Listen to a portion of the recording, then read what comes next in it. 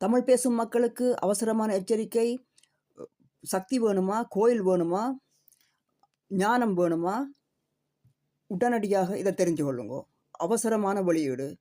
வெளிப்படுத்தல் சுவிசேஷம் 14 பரிசுத்த வேதாகமத்தை நீங்களும் கையில் எடுத்து வரப்போற செய்தியை, நடக்க போற ஆபத்தை, உங்கள் பிள்ளைகளுக்கு வரப்போற ஆபத்து இங்கே எழுதப்பட்டிருக்கு. இதை அவசரமாக கேளுங்கோ. ஆபத்தில் இருந்து மக்களை மீட்பது தான் உங்களுடைய காரியமாக இருக்க வேணும். இல்லாவிட்டால் உங்களுடைய சந்ததி அக்கினி கடலை நோக்கி போய்கொண்டிருக்கிறது. இப்பொழுது உள்ள உலகத்தை பாருங்கோ. இந்த உலகம் வர வர என்ன மாதிரி போய்கொண்டிருக்கிறது என்று நீங்கள் அதை பார்ப்பீர்கள் என்றால் நீங்கள் ஒரு தீர்க்கதரிசி.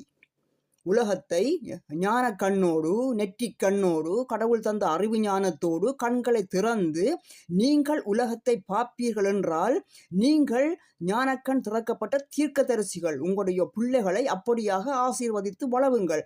இல்லாவிட்டால் அவர்கள் போகும் இடம் அக்கினி கடலாக இருக்கும். அக்கினி கடல் ஒரு இடத்திலும் இல்லை, இந்த பூமியிலே தான் அக்கினி கடல் உருவாகி கொண்டிருக்கிறது. அதை தயவு செய்து உங்கள் ஞானக்கண்களை திறந்து பாருங்கள்.